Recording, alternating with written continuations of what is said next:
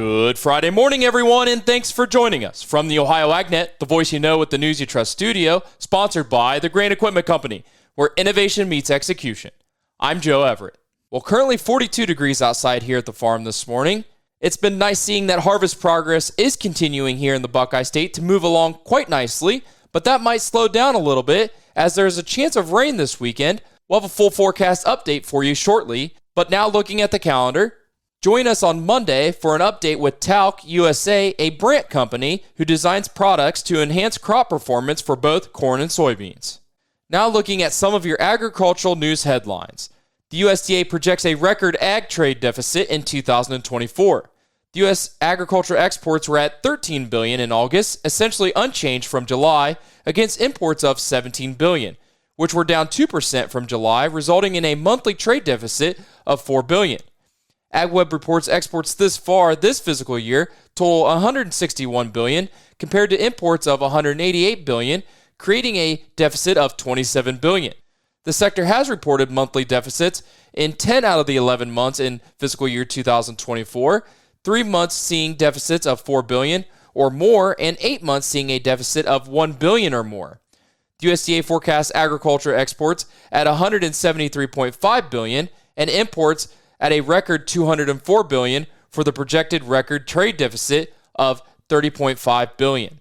Now let's check in with Dave Russell as he has an update from this week's Agronomy Update. This week on the Pioneer Fall Agronomy Update, Pioneer Field Agronomist in far northern Ohio, John Shainhall, says that as harvest moves forward, the variability in yields is an ongoing theme. I would say in my geography, yields have been similar to or maybe a little better than expectations. But that is a very variable statement as well, because there are areas of just struggling to cut beans much better than 40 or 45 bushel field averages. And then there's other areas that have been consistently 70s and 80s. And kind of the same thing on corn, some 130, 150, 170 bushel corn. And there's areas that have been 280 plus again this year. So huge variability, highly dependent on rainfall, highly dependent on soil types and some other management practices. Now, because of that variability, Shainhall says taking notes of what they're seeing is important. Taking a broad picture, this is a year where there's so much variability that honing in, to one specific geography to try to figure out what to do next year probably isn't going to be recommended. We can learn a lot, but we also have to be careful with what we're learning because of that variability, that we don't get down the wrong track with some of those things. Pioneer Field Agronomist in far northern Ohio, John Shainhall. And that's this week's Pioneer Fall Agronomy Update. I'm Dave Russell. Hey, thanks, Dave. Stay tuned. We'll be back to take a look at today's weather after this. Did you know soybeans' #1 customer is animal agriculture? That includes Ohio's beef farms. Research from the Soy Checkoff found that U.S. beef operations use over 1.3 million tons of soybean meal every year. That's the meal from about 55 million bushels of U.S. soybeans. Essential protein, energy, and amino acids. High-quality feed for heart-healthy beef. Soybeans, feeding the industry that feeds us. Brought to you by Ohio's soybean farmers and their checkoff. Hi everyone, this is Dale Minio from the Ohio AgNet. For a quarter of a century, I powered my truck with biodiesel, traveling the state promoting agriculture. Biodiesel is a reliable, high-performance fuel that works in any diesel engine without modification. The best part is that with every mile driven, I'm fueling the economy, doing good for the environment, and supporting soybean farmers. Learn how using biodiesel can add value to every bushel of soybeans grown at soyohio.org. Now let's see what farmers can expect for harvest weather as we head into the weekend. Brought to you by Seed Consultants. Simply better performance online at seedconsultants.com. Here's the forecast. We've got pretty nice weather in the forecast here for Ohio going forward, but just a couple of blips we have to work through. I'm Chief Meteorologist Ryan Martin. Let's take a look at that Ohio Ag Weather Update.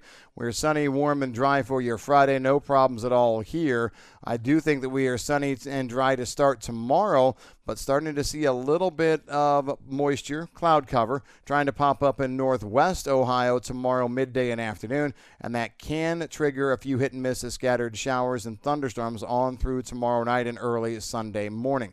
Those showers and thunderstorms may try and spread east and south through Sunday midday. So I'm going to say pencil in anywhere from a quarter to 3/4 of an inch of moisture with coverage at around 60% of the Buckeye State from Saturday through Sunday. It's not enough to kick everyone out of the fields, but there may be some hit and miss delays here and there. Now, the big cold air surge is still on the way for Sunday afternoon into Monday. Precipitation from that seems to want to stay farther north. We're just chilly for Monday, Tuesday, and Wednesday. With the chill, I do think we have to look at these strong north winds coming across the Great Lakes, and that's going to trigger cloud cover, on again, off again clouds, and I won't rule out a little bit of lake effect precipitation, spits and sprinkles mostly, but we can see that especially Monday into early Tuesday. It's, again, not enough to kick us out of the fields, but it's going to be not as wide open, sunny, warm, and dry as we've grown accustomed to here as of late. You want that? Wait till the end of next week. Once we get on the backside of this Canadian high-pressure dome, we move into sunny, warm, and dry weather for Thursday, Friday, Saturday, Sunday, and I think we're dry into the following week as well. There is a frontal boundary back in the plains that's going to try and kick out that could bring us some moisture late the 21st or the 22nd. I'm meteorologist Ryan Martin. Hey, thanks, Ryan. Well, as a rapidly increasing number of California dairy farms suffer outbreaks of H5N1 bird flu, experts say it remains unclear just how the disease may affect the nation's milk supply or pricing. As of October 9th, the nation's largest milk-producing state had reported 93 H5N1 outbreaks in dairy herds, nearly doubling in the span of a week. The Los Angeles Times reported there has been 3 confirmed cases of human infection. These cases were amongst Central Valley dairy workers who had no known connection. State and federal health authorities insist that the H5N1 poses little threat to humans and that it is safe to drink the milk that has been pasteurized because the process kills the virus. However, dairy farmers and veterinarians are reporting far greater rates of mortality among infected herds than anticipated and steep drops in the rate of milk production among recovering cows. Now let's go to southern Mercer County to meet the Week 3 Feeding Farmers winner. Here's Dale Minio. Joining me in southern Mercer County for week number 3 of Feeding Farmers in the Field, Daniel Guggenbiller. Daniel, thank you for having us out and spending some time with us on the farm. Give us an overview. What is the farm operation here for the family? We've got a 200,000 aviary cage-free poultry facility and farm about 1,200 acres of corn and bean crop rotation. Well, I'm going to go to the poultry first. How many people does it take to run that size of a poultry operation? We got 2 full-time employees that walk up and down the aisles and wash the birds, and just us 4 family members pack eggs. Usually takes about 2 to pack eggs. So I grew up with 6,000 cage layers, and we had to walk down through the aisle to pick the eggs. I'm assuming all the eggs come to the packing room from the barn. yes, everything's all automated now these days. It makes everything a lot easier, and everything's controlled by a computer and very simple to do. How often do you have to get feed delivered for that many birds? Twice a week, get 2 loads per barn, and on Mondays and Fridays. And then how often does the egg truck come? 4 times a week. They come usually twice on Tuesdays and twice on Friday and clean me out for the weekend. So when you're running it through the processing room, the packing room, is it candling and weighing for size, or just one or the other? We just package them in flats. The Coopers takes them and candle them and clean them all up at their facilities. So you're literally just preparing them to shipment to a facility that will do the next step. Yeah, correct. Tell us a little bit about this spring, the crops. We saw some pretty good looking corn, though it may have struggled a couple times in the year. Some people might not recognize that. And of course, any of the beans been done, the volunteer beans seem to be prevalent here as well. Yeah, of course. We had to start out with a wet spring, especially with cover crop being taller than normal, but we could manage to get it through and plant it through beginning of May. Then we rolled it flat and turned out pretty good. Had trouble side dressing corn with a mat. We had to change our ways of doing that. Couldn't knife it in. But other than that, stayed fairly decent until mid-July and kind of dried up since then. Well, it looked like most of the corn had filled almost to the tip, and the corn kernels, you'd like to have them deeper, but given the kind of year and going through it, I think a lot of people were pleasantly surprised and want to see where we go from here, but it's good to hear the cover crops in this, for you, actually turned out to be a little advantage. Yeah, it has. It helped keep moisture in it, and I think that's what saved us. Otherwise, we've been in trouble. Well, congratulations on being week 3 winner of Feeding Farmers in the Field, and a quick update on how much have you got harvested and what's the yield actually look like? We just finished up all our beans. We haven't started corn yet. Beans did in the mid-50s and averaged we started at 15 moisture and finished up around 9. And 9 were the fields that obviously have more of the kernels that have popped out of there, the seeds, and regrowing. And that's just one of these things. It's an unusual year, but one you try to learn from. You're right. It says every year's a learning curve, and hopefully we'll do something better next year. Daniel, thanks for the update. Yep. Thanks you, Dale. Hey, thanks, Dale, for that update. Stay tuned. We'll be back with the grain analysis and your overnight markets after this. During Ohio's harvest season, let's remember to share the road with our hardworking farmers. Plan extra time to get where you're going safely. Remember, farm vehicles may veer off the road in preparation for a turn, so have patience, be alert, and never speed past farm machinery. Pass with care to show the farmers that you care as they work day and night to bring the bounty of harvest to your table. This safety tip brought to you by the Ohio Bureau of Workers' Compensation. Visit bwc.ohio.gov for more safety resources. Those long days in a tractor cab can really put a cramp in your body. So while refueling or refilling your equipment, walk around the tractor a few times or do a few head-to-toe stretching exercises. When fatigue does set in, that's when injuries and mistakes happen. Know when it's time to take a break and recharge. Let's make sure everyone gets home safe and sound. This message from the Ohio AgNet, OSU Extension, Ag Safety and Health Team, and this station. It's now time for the Louis Dreyfus Grain Analysis, and that is brought to you by the Ohio Soybean Council and your Soybean Checkoff. Here's Ryan Martin. Grain markets finishing mixed on Thursday, the final full trading day ahead of the supply and demand report that comes out here later today. Looking at the marketplace in the news, first off, weekly export sales report, 48 million bushels of corn versus 66 the prior week, 36 the same week a year ago. Wheat sales coming in pretty close to last week at 15.9 million bushels. Soybeans, 46 million bushels, down slightly from the week prior. Overall, the export sales report was a snooze fest.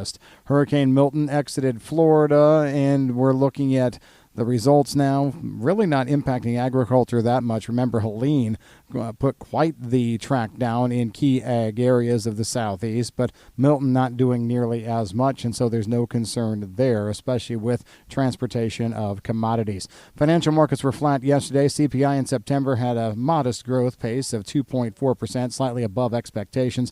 However, what caught my eye yesterday was weekly jobless claims taking their biggest jump in quite some time, adding to some speculation that maybe the economy isn't quite so good. And remember that big jobs report we had, a week ago? Maybe that is going to have to be revised lower. So that's an interesting one. We'll see how it goes. Geopolitical headlines, of course, you've got still the whole Iran-Israel situation, but yesterday we actually had another Russian missile strike being talked about on a grain-carrying vessel in Ukraine.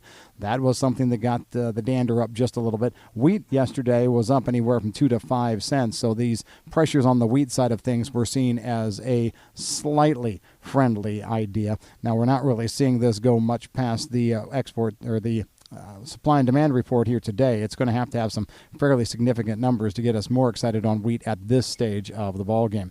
So really, when we get right down to it, Thursday activity was a snooze fest, pretty much a slow day. Today could be a little bit more in the fireworks arena, especially on bean yields. I'm Ryan Martin.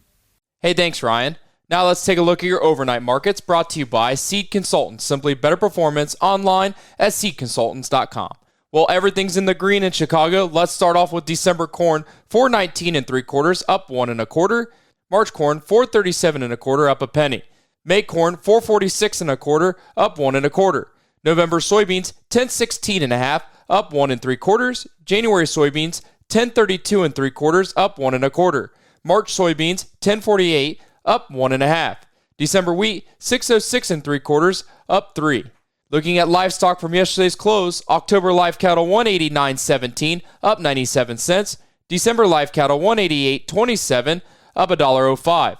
October lean hogs 84.02, up 10 cents. December lean hogs 76.95, up $1.37. November feeder cattle 249.95, up $1.27. January feeder cattle 247.20, up $1.32. November class 3 milk 21.67, up 22 cents.